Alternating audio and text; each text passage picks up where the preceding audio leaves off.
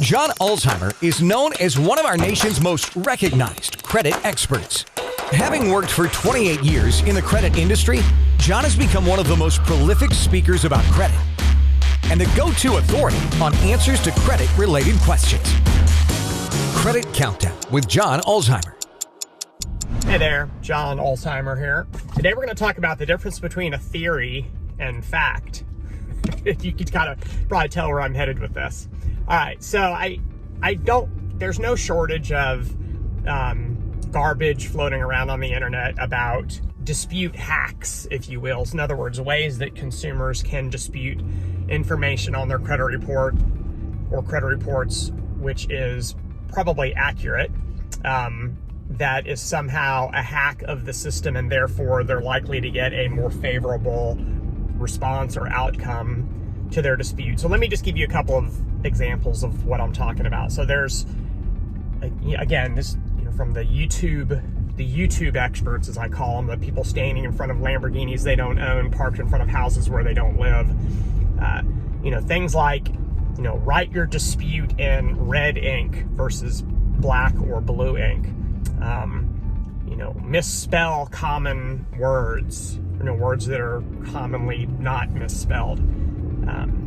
Use, different kinds of paper, different color paper, if you will, like construction paper. Write your dispute on construction paper because it's red or blue or green or something other than normal white lined paper. So there's no shortage of theories floating around that if you do something like that somehow you're going to trick the system into, some human being has to sit there and give it, a more focused attention than if you were to send it in on a, normal piece of white lined paper in black or blue ink. So I've been around for almost 31 years in this industry, so I think I'm somewhat of an authority on this topic.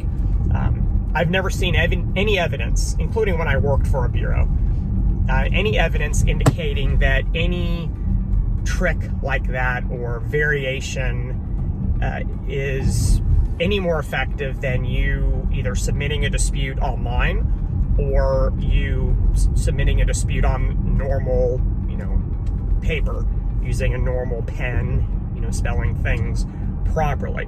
So that I think what consumers think is that all of your disputes are somehow processed through what's called OCR, so optical character recognition software.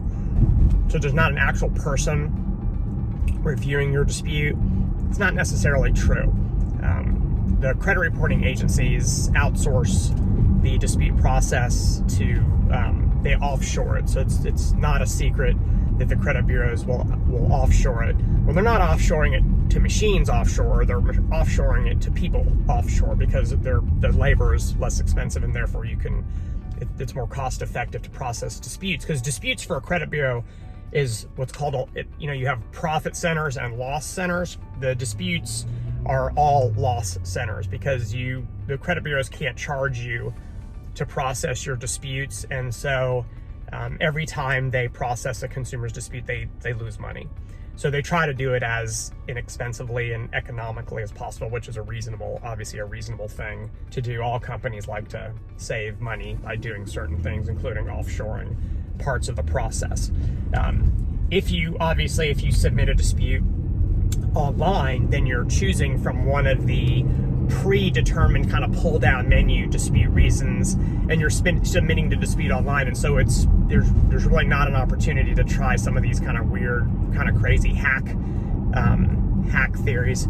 The exception is obviously if you want to include an attachment to your dispute, like a copy of a canceled check or maybe a letter from a creditor indicating that something was paid on time or that the balance is different than what's on a credit report.